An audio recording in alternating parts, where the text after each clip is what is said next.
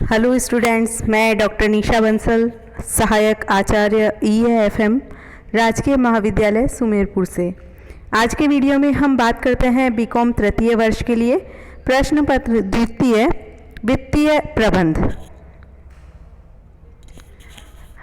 Video में हम बात करते हैं पूंजी संरचना भाग 2।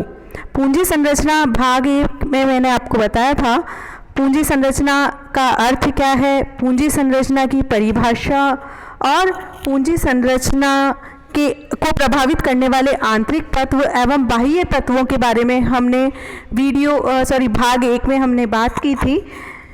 आज की वीडियो में हम बात करते हैं अनुकूलतम पूंजी संरचना के गुण क्या होते हैं, पूंजी संरचना के उपयुक्त प्रतिरूप संबंधी सिद्धांत कौन कौन से प्रतिपादित किए गए हैं और पूंजी संरचना में परिवर्तन का क्या आधार होगा, परिवर्तन किस प्रकार से किया जा सकता है।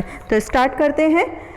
फर्स्ट हम देखते हैं अनुकूलतम पूंजी संरचना के गुण, यानी कि एक संस्था की, एक कंपनी की जो पूंजी संरचना है ये उसमें क्या गुण होने चाहिए, आदर्श पूंजी संरचना कब कहलाएगी।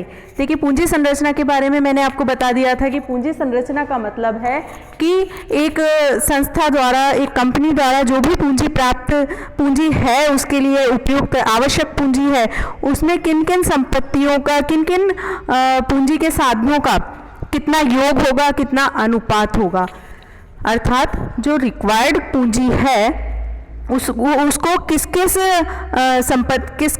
प्रतिभूतियों को के निर्गमन के माध्यम से प्राप्त की जाए और उन प्रतिभूतियों का अनुपात कितना हो।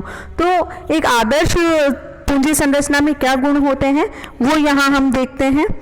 पहला है पूंजी ढांचे में सरलता का होना, यानी कि जो भी पूंजी ढांचा अपनाया जाए कंपनी द्वारा वो बहुत ही सरल होना चाहिए, उसमें बहुत प्रकार की प्रतिभूतियां निर्गमित नहीं की जानी चाहिए। प्रारंभ में जब भी कंपनी द्वारा पूंजी प्राप्त की जाए तो उसमें सरलता का होना चाहिए, बहुत अधिक प्रकार की प्रतिभूतियां जारी नहीं की जानी चाहिए। यदि बहुत प्रकार की प्रतिभूतियां जारी कर दी जाएगी तो उसमें एक जटिलता का गुण हो जाए, जटिलता विद्यमान हो जाएगी और इस प्रकार की जटिलता विनियोक्ताओं के मन में संदेह उत्पन्न कर देती है। इसीलिए पूंजी ढांचे में सरलता होनी चाहिए, बहुत ज़्यादा प्रकार की प्रतिभूतियां नहीं होनी चाहिए। पूंजी ढांचे में लोचशीलता का होना, यानी कि पूंजी ढांचा जो भी निर्धारित किया जा रहा है वो सिर्फ वर्तमान आवश्यकताओं को ध्यान में रखकर ही निर्धारित नहीं किया जाना चाहिए, बल्कि उसको निर्धारण में भविष्य को भी ध्यान में रखना चाहिए। भविष्य में संस्था की क्या आवश्यकताएं होंगी, विस्तार की क्या संभावनाएं रहेंगी और उन विस्तार की संभावनाओं के लिए कितनी पूंजी की आवश्यकता होगी, उस समय पूंजी किस प्रकार से प्राप्त की जा सकती है। तो इस प्रकार से पूंजी ढांचे में लोचशीलता का गुण भी होना आवश्यक है। देखिए, एक हो सकता है कि कंपनी विस्तार करे और उसे अधिक पूंजी की आवश्यकता हो, लेकिन भविष्य में ये भी संभावनाएं विद्यमान है कि जितनी पूंजी की आवश्यकता उस समय थी उसकी आवश्यकताएं कम हो जाए।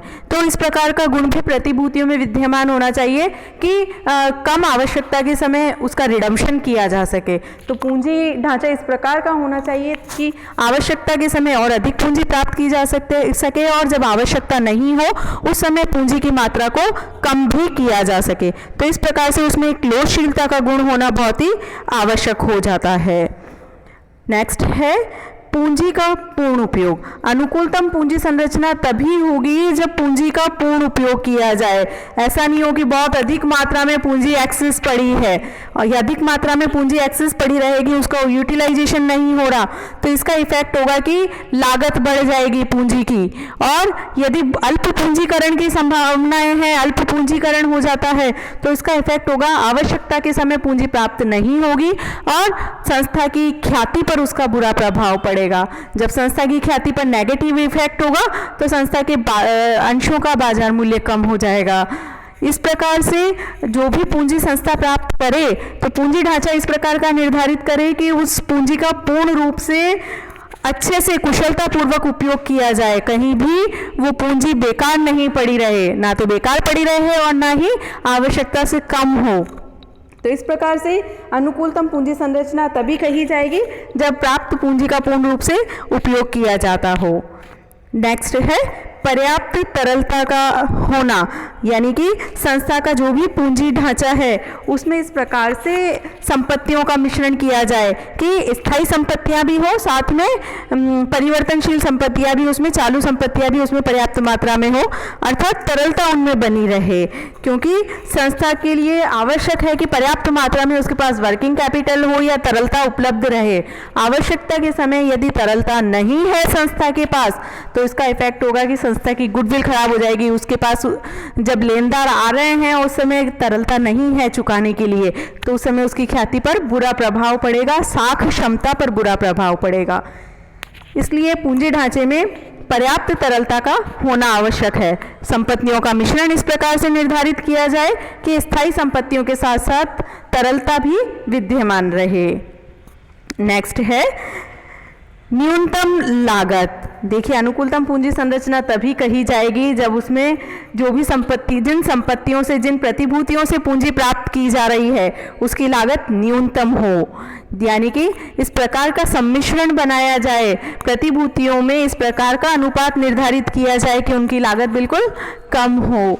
तो लागत कम होगी तो इसका इफेक्ट होगा संस्था के लाभों पर, यानी इस प्रकार से न्यूनतम लागत की का गुण उसमें विद्यमान होना चाहिए। न्यूनतम जोखिम, न्यूनतम जोखिम से क्या तात्पर्य हुआ, यानी कि देखिए व्यवसाय में बहुत प्रकार की जोखिमें हैं। करों की मात्रा हो सकती है, लागतें हो सकती है, मूल्यों में परिवर्तन हो जाए, ब्याज दरों में भविष्य में परिवर्तन हो सकता है। तो इन सभी में घटत बढ़त होती रहती है, कमी वृद्धि होती रहती है, तो ये एक जोखिम विद्यमान रहती है। तो अनुकूलतम पूंजी संरचना तब होगी जब इस प्रकार की पूंजी संरचना निर्धारित की जाए, पूंजी का ढांचा इस प्रकार से बनाया जाए कि उसमें इस प्रकार के परिवर्तन की संभावना बहुत कम हो, जोखिम की मात्रा बहुत कम हो। यदि मार्केट में ब्याज की दरों में परिवर्तन हो जाता है, लाभांश की दरों में परिवर्तन हो जाता है या अंशों के मार्केट प्राइस में परिवर्तन हो जाए तो वो जोखिम एक संस्था के लिए बनी रहेगी हमेशा। तो इस प्रकार से इन जोखिमों को कम से कम करना, इस प्रकार का पूंजी ढांचा निर्धारित करना, इस प्रकार से प्रतिभूतियों का अनुपात निर्धारित करना कि इस प्रकार की जोखिमें उसके लिए बिल्कुल कम हो जाए। नेक्स्ट, अधिकतम नियंत्रण। देखिए, अधिकतम नियंत्रण से क्या तात्पर्य हुआ, मैंने आपको बताया था कि एक कंपनी के वास्तविक स्वामी होते हैं समता अंशधारी, ऋणपत्रधारी और पूर्वाधिकार अंशधारियों को मताधिकार का अधिकार नहीं होता सामान्य परिस्थितियों में। कुछ विशेष परिस्थितियां होने पर ही इन्हें मताधिकार का या इस प्रकार से किसी भी प्रकार का जिसको हम बोल सकते हैं नियंत्रण का अधिकार, मताधिकार का अधिकार प्राप्त होता है। तो सामान्यतः नियंत्रण का अधिकार किसके पास होता है, समता अंशधारियों के पास। तो इस प्रकार से पूंजी संरचना इस प्रकार की हो कि समता अंशधारियों का उस पर अधिकतम नियंत्रण रहे, उसमें किसी प्रकार का परिवर्तन नहीं हो। यदि कंपनी और पूंजी प्राप्त करना चाहती है तो ऋण पत्र और पूर्वाधिकार अंशों के निर्गमन के माध्यम से प्राप्त कर सकती है। ऐसी सिचुएशन में यदि इन परिस्थितियों में समता अंशधारियों का पूर्ण नियंत्रण संस्था में बना रहेगा। लेकिन यदि यहीं पर समता अंशों के निर्गमन से पूंजी प्राप्त की जाए तो इसका इफेक्ट होगा जो पहले से समता अंशधारी है उनके नियंत्रण में कुछ मात्रा में कमी हो जाएगी, उनका नियंत्रण कुछ मात्रा में नए समता अंशधारियों को मिल जाएगा। तो इस प्रकार से अधिकतम नियंत्रण उसमें होना चाहिए। तो नई पूंजी प्राप्त करने के लिए ऋण पत्र और पूर्वाधिकार अंश जारी किए जा सकते हैं। अधिकतम लाभदायकता। अनुकूलतम पूंजी संरचना का एक गुण यह है कि उसमें अधिकतम लाभदायकता का गुण भी विद्यमान हो। हालांकि लाभदायकता व्यवसाय की प्रबंध पर निर्भर करती है। एक व्यवसाय का प्रबंध यदि कुशल है, अच्छा है, तो उसके लाभों की मात्रा में वृद्धि हो जाती है। लेकिन यदि लागतें कम कर दी जाए तो भी लाभों की मात्रा में वृद्धि हो सकती है यहाँ पर। तो इस प्रकार से यदि वित्तीय प्रबंधक इस प्रकार का पूंजी ढांचा निर्धारित करे कि उसमें पूंजी के विभिन्न साधनों से जो पूंजी प्राप्त की जाएगी उनकी लागत कम से कम हो, यानी कि न्यूनतम लागत पर संस्था ने पूंजी प्राप्त की है, तो इसका इफेक्ट होगा कि जो लाभ बढ़े हैं वो संस्था की प्रॉफिटेबिलिटी में, लाभदायकता में वृद्धि करेंगे। तो इस प्रकार से अधिकतम लाभदायकता प्रदान करने वाली पूंजी संरचना अपनानी चाहिए। तो यदि पूंजी संरचना में ये सभी गुण विद्यमान है तो एक संस्था के लिए यह आदर्श पूंजी संरचना कही जाएगी। इस प्रकार से पूंजी संरचना एक संस्था के लिए बहुत ही अच्छी रहेगी। तो यहाँ पर हमने देखा अनुकूलतम पूंजी संरचना में क्या क्या गुण होने चाहिए। नेक्स्ट देखते हैं पूंजी संरचना के उपर्युक्त प्रतिरूप संबंधी सिद्धांत। पूंजी संरचना का उपयुक्त प्रतिरूप क्या होना चाहिए, उसके लिए क्या क्या सिद्धांत अपनाए जाते हैं। देखिए, पूंजी संरचना का जहाँ तक बात है तो प्रतिभूतियों का मिश्रण 3 प्रकार से हो सकता है। एक संस्था चाहे तो 3 प्रकार से पूंजी प्राप्त कर सकती है। यदि वो सिर्फ समता अंशों से अपनी पूंजी प्राप्त करे, यानी कि पूंजी का सारा भाग केवल समता अंशों के निर्गमन से प्राप्त किया जाए। दूसरा हो सकता है कि समतांश भी निर्गमित किए जाए और ऋण पत्र भी निर्गमित किए जाए, तो कुछ मात्रा में समतांश हो गए, कुछ मात्रा में ऋण पत्र हो गए। तीसरा हो सकता है कि समतांश भी निर्गमित करे, ऋण पत्र भी निर्गमित करे और पूर्वाधिकार भी निर्गमित करे। तो इस प्रकार से 3 पार्ट्स हो सकते हैं। सिर्फ समतांशों से पूंजी प्राप्त की जाए, समतांश और ऋण पत्रों से पूंजी प्राप्त की जाए, समतांश, ऋण पत्र और पूर्वाधिकार अंश तीनों से ही पूंजी प्राप्त की जाए। तो इसमें से क्या अनुकूलतम रहेगा, क्या लाभदायक है, कौन सा प्रतिरूप वो अपनाए, तो इसमें कौन कौन से सिद्धांतों के अनुसार वो इन प्रतिरूपों को अपना सकती है, यहाँ पर हम देखते हैं। सबसे पहला है लागत का सिद्धांत। तो इस प्रकार का कोई भी सम्मिश्रण अपनाने के लिए संस्था को सबसे पहले देखना चाहिए लागत का सिद्धांत, यानी कि किस मिश्रण में उसकी लागत न्यूनतम हो। तो साथ ही एक बात और है इसमें कि जब ऋण पत्रों से पूंजी प्राप्त की जाती है तो हर तरीके से उसकी लागत कम आती है, अर्थात ऋण पत्रों पर ब्याज की दर निश्चित होती है। तो जो लाभ अधिक मात्रा है, लाभों की अधिक एक्सेस मात्रा है, वो किसको मिलेगी, समतांशधारियों को लाभांश के रूप में। तो इस प्रकार से लागत के सिद्धांत को यहाँ देखा जा सकता है कि ऐसे सम्मिश्रण को अपनाया जाए जिससे संस्था की लागतें न्यूनतम हो। जोखिम का सिद्धांत, अर्थात ऐसा प्रतिरूप अपनाया जाए जिसमें जोखिम की मात्रा भी न्यूनतम हो। अर्थात मैंने आपको बताया था कि यदि सिर्फ समता अंशों से ही सारी पूंजी प्राप्त की जाए तो इसका इफेक्ट क्या होगा, ऋण पत्रों पर ब्याज की राशि यानी कि ब्याज पर जो कर की छूट प्राप्त होती है वो प्राप्त नहीं होगी। तो इस प्रकार से ऋण पत्र भी जारी करने चाहिए। जोखिम किस में ज़्यादा रहेगी, ये यहाँ ध्यान रखना चाहिए। तेजी के समय कौन सी व्यवस्था अपनानी चाहिए और मंदी के समय कौन सी व्यवस्था अपनानी चाहिए। यदि मार्केट में मंदी का दौर चल रहा है तो फिर ऋण पत्र ही जारी किए जाएंगे। तो इस प्रकार से जोखिम किस में ज़्यादा है, तो ये वाली बात यहाँ पर ध्यान रखनी चाहिए। और ये जोखिम 2 प्रकार की होती है। यदि ऋण पूंजी पर बहुत भारी मात्रा में यदि सारा ही पैसा ऋण पूंजी से प्राप्त किया जाए तो उस पर रोज नियमित रूप से बड़ी मात्रा में ब्याज का भुगतान करना पड़ेगा। तो ये एक बहुत बड़ी जोखिम यहाँ पर आ जाती है। और यदि ऋण शोधन के समय ऋण पत्रों का शोधन करना है, उस समय संस्था के पास पर्याप्त मात्रा में पूंजी उपलब्ध नहीं है तो उसकी साख खराब हो जाएगी। ऋण पत्रधारी संस्था पर चार्ज करेंगे, यानी कि संस्था के ऊपर उनका एक ट्रस्ट का जो संबंध है वो स्थापित हो जाएगा। और वो इस सिचुएशन में क्या होगा, संस्था के अंशों का बाजार मूल्य गिर जाएगा। तो इस प्रकार से इन जोखिमों को भी ध्यान रखना चाहिए कि सिर्फ ऋण पत्र जारी कर दिए तो ब्याज का भुगतान किस प्रकार से किया जाएगा, या जो शोधन के समय उनका ऋण वापस करना है उस समय पैसे की व्यवस्था कहाँ से होगी। नेक्स्ट है नियंत्रण का सिद्धांत, यानी कि यदि कंपनी के प्रबंधक, प्रवर्तक या संचालक उस पर अपना नियंत्रण बनाए रखना चाहते हैं तो फिर उन्हें क्या करना पड़ेगा, ऋण पत्र जारी करने पड़ेंगे। ऋण पत्रों की अधिक मात्रा निर्गमित की जाएगी। ऋण पत्रधारियों को कंपनी के प्रबंध में किसी प्रकार का भाग लेने का अधिकार नहीं होता। तो इस सिचुएशन में नियंत्रण उनका स्थापित नहीं होगा। ऋण पत्रों से ही पूंजी प्राप्त करें। तो नियंत्रण के सिद्धांत के अंतर्गत यदि नियंत्रण रखना है तो समता अंशों को अपने पास सीमित रखें और जो ऋण पत्र निर्गमित किए हैं उन्हीं से अपनी पूंजी की व्यवस्था करें। लोच पूर्णता का सिद्धांत, देखिए जो भी संस्था की प्रतिभूतियां हैं उनमें लोच का सिद्धांत होना चाहिए, यानी कि आवश्यकता के समय और अधिक पूंजी प्राप्त की जा सके और यदि आवश्यकता नहीं है भविष्य में तो उनका रिडम्पशन किया जा सके, उनका भुगतान किया जा सके। तो पूंजी संरचना का एक उपयुक्त सिद्धांत तभी होगा, उपयुक्त प्रारूप तभी होगा जब उसमें लोच का सिद्धांत विद्यमान हो, अर्थात आवश्यकता के समय अधिक पूंजी प्राप्त करने की क्षमता हो और जब आवश्यकता नहीं हो तब उस पूंजी की मात्रा को कम किया जा सके। इस प्रकार से लोचपूर्णता का सिद्धांत होना आवश्यक है। काल का सिद्धांत क्या कहता है? देखिए, व्यवसाय में दो प्रकार की व्यवस्थाएं हो सकती है, तेजी का दौर हो सकता है या मंदी का दौर हो सकता है।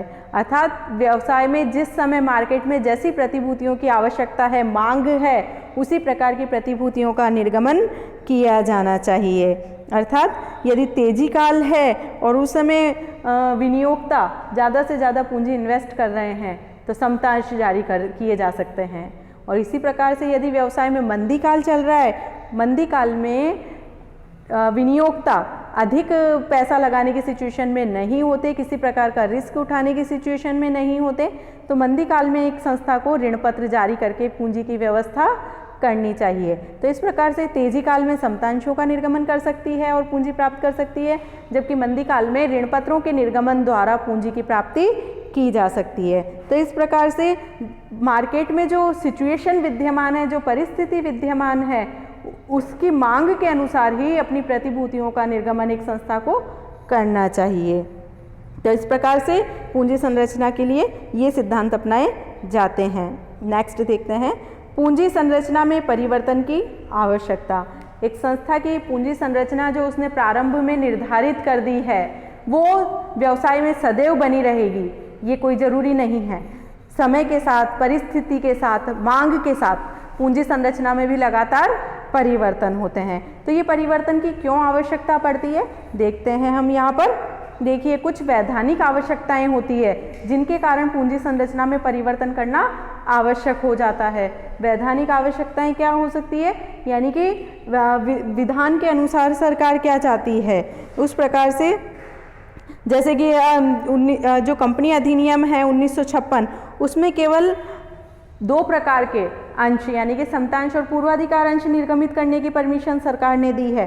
ऐसी सिचुएशन में संस्था को इन्हीं का निर्गमन करना पड़ेगा। तो ये कुछ जो लीगल फॉर्मेलिटीज़ हैं उनका पालन करना संस्था के लिए आवश्यक है। अब उसमें भी सरकार ने बताया कि पूर्वाधिकार अंश आप किस प्रकार के सिर्फ शोधनीय ही जारी कर सकते हैं जिनका रिडम्पशन कंपनी के जीवन काल में होना अनिवार्य है। तो ये जो लीगल फॉर्मेलिटीज सरकार ने लगा दी है उनका पालन करना आवश्यक हो जाता है। उसी के आधार पर अपनी पूंजी संरचना में परिवर्तन करना जरूरी हो जाता है।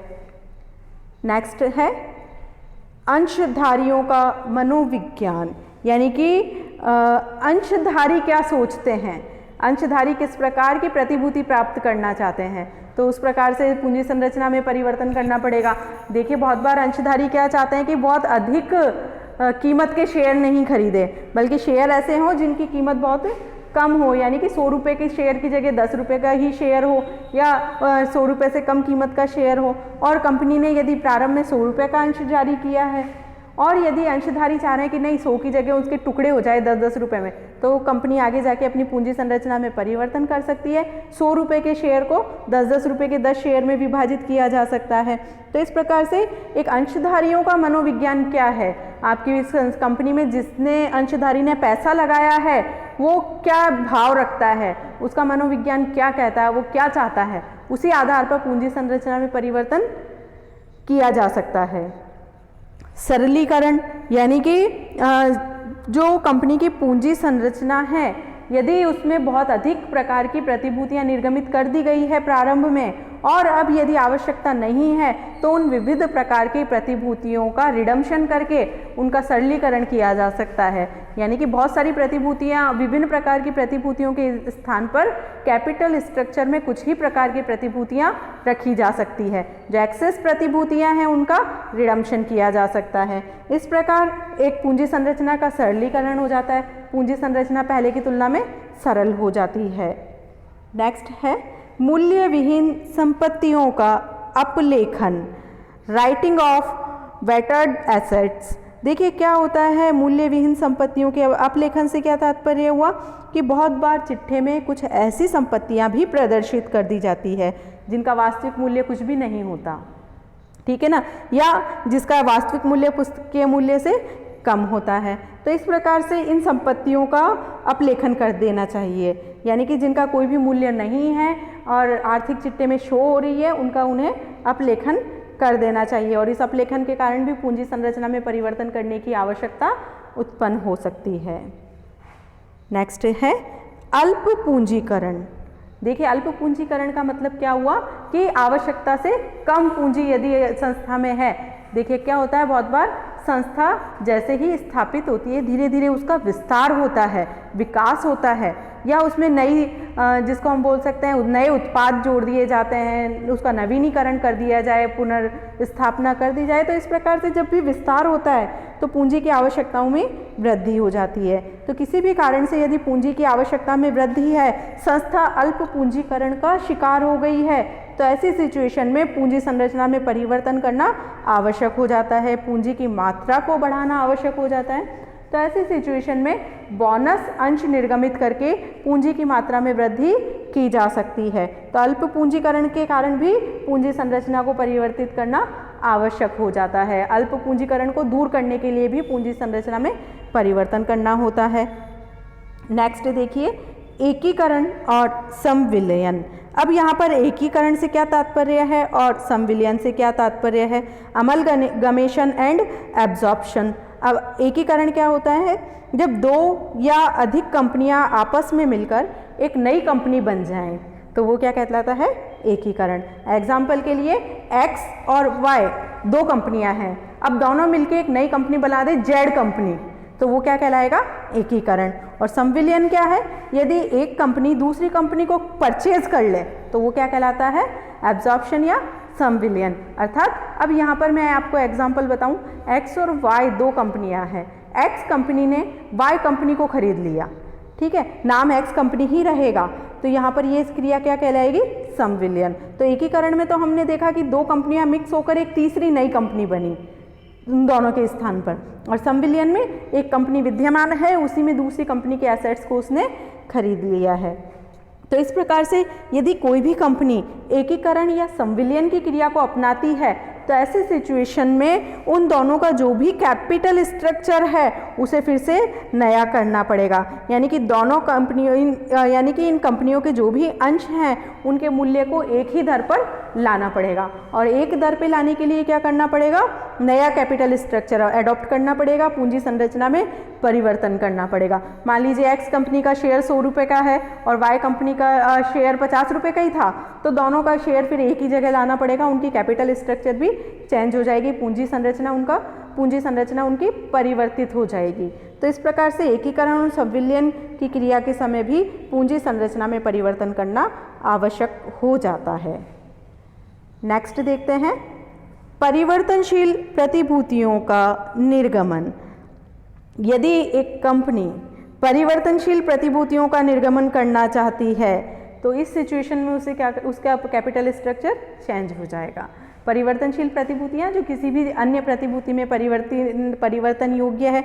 मान लीजिए कंपनी पूर्वाधिकार अंशधारियों को यह ऑप्शन देती है कि आप अपने पूर्वाधिकार अंशों को एक टाइम पीरियड उन्होंने दे दिया कि आप 5 साल बाद इनको समतांशों में परिवर्तित करवा सकते हो, या ऋण पत्रों को समतांशों में परिवर्तन करने का उसने एक ऑप्शन दे दिया, तो ऐसे सिचुएशन में उसका कैपिटल स्ट्रक्चर चेंज हो जाएगा, यानी कि ऋण पत्रों की संख्या उतनी सीमा तक कम हो जाएगी जितने ऋण पत्रधारियों ने समतांशों को लेने का ऑप्शन अडॉप्ट किया है। तो ऐसे सिचुएशन में भी पूंजी संरचना परिवर्तित हो जाएगी, यानी कि परिवर्तनशील प्रतिभूतियां यदि कंपनी ने निकाली हैं या उसका निर्गमन करती है परिवर्तनशील प्रतिभूतियों का, तो ऐसे सिचुएशन में कंपनी की पूंजी संरचना परिवर्तित हो जाती है।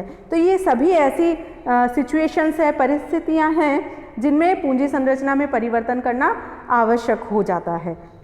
तो आज के वीडियो में हमने देखा पूंजी संरचना में क्या गुण होने चाहिए, पूंजी संरचना अच्छी हो उसके लिए क्या सिद्धांत अपनाने चाहिए, और पूंजी संरचना में परिवर्तन की आवश्यकता क्यों होती है। अब इसमें इसी टॉपिक में इसी पूंजी संरचना में कुछ और अपना बाकी रह गया है, वो नेक्स्ट वीडियो में हम पढ़ेंगे। तब तक के लिए stay home, stay safe. Corona है, अपना ध्यान रखें, अपने परिवार का ध्यान रखें, समाज का ध्यान बनाए रखें। Thank you very much.